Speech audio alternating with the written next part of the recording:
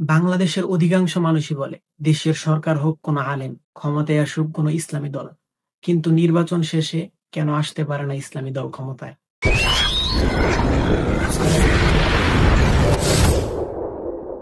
ধারাবাহিকভাবে আমরা এই বিষয় নিয়ে আলোচনা করব। আজকে আমরা ভোটারদের সংখ্যা এবং কাদের ভোট চলে যায় অন-ইসলামিক দলে, এই সকল বিষয় নিয়ে আলোচনা করব। ১,৪৭,৫৭০ বর্গমাইল আমার এই বাংলাদেশে ২০২৩ সালের গণনা অনুযায়ী ১৭,২৯,০০,০০০-এর অধিক মানুষ বাংলাদেশে বসবাস করে। এদের মধ্যে ১২,৩৭,৩২,২৭৪ জন হলো ভোটার। ভোটার আবার দুই শ্রেণীর লোক, নারী এবং পুরুষ। বাংলাদেশের নারী ভোটারের সংখ্যা হচ্ছে ৬,৩,৬৯,৬৬৬ জন। আর পুরুষ ভোটারের সংখ্যা হচ্ছে ৬,৩৩,৬১,৬১৫ জন। আর হিজলা ভোটার আছে ৯৯৪ জন।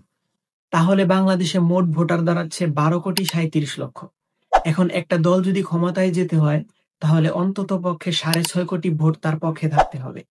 এখন ইসলামী দল যদি ক্ষমতায় যেতে চায়, তাহলে ৬.৫ কোটি ভোট তাদের পেতে হবে। কিন্তু ইসলামী দল এই সকল ভোট পাবে না। কেন পাবে না এবং কাদের ভোট পাবে না, তাদেরকে নিয়েই আমরা আলোচনা করব। ১ নাম্বারে কোনো ইসলামিক দল বেধর্মীদের ভোট পাবে না।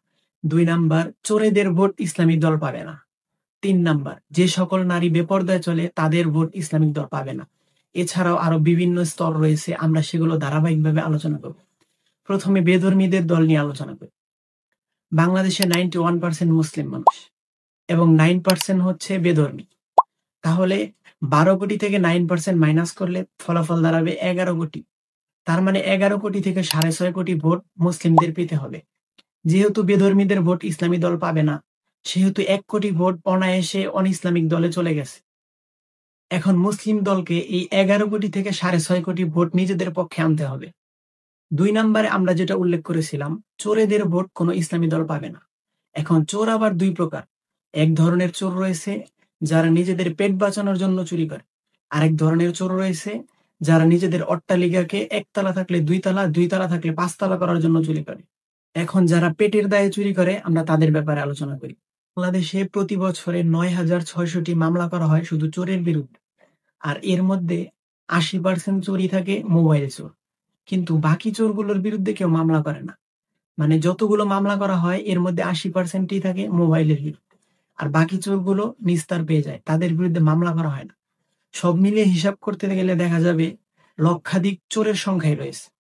এবার এই প্রকার চোরের ভোট ইসলামী দল পাবে না। কেন পাবে না? কারণ তারা ইসলামী দলকে ভয় পায়। কেন ভয় পায় পরে উল্লেখ করছি।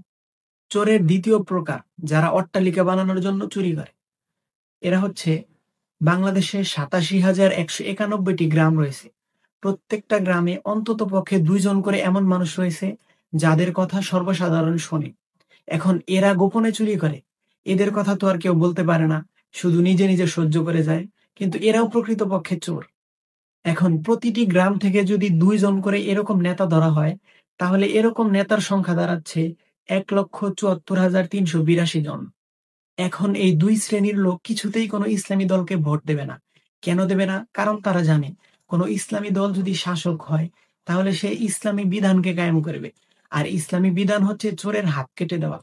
যেহেতু তাদের হাত কেটে দেওয়া হবে, এজন্য তারা কখনোই ইসলামী দলকে ভোট দেবে না। এখন এদেরকে কিভাবে সংশোধন করে ইসলামের পক্ষে আনা যায়? প্রথম প্রকারের চোর, যারা পেটের দায়ে চুরি করে, তাদেরকে পক্ষে আনা সহজ। কিন্তু দ্বিতীয় প্রকারের যে চোর, তাদেরকে পক্ষে আনা অনেকটাই কঠিন। ইনশাআল্লাহ আমরা সামনের ভিডিওতে আলোচনা করব কিভাবে প্রথম প্রকার চোরকে পক্ষে আনা যায়।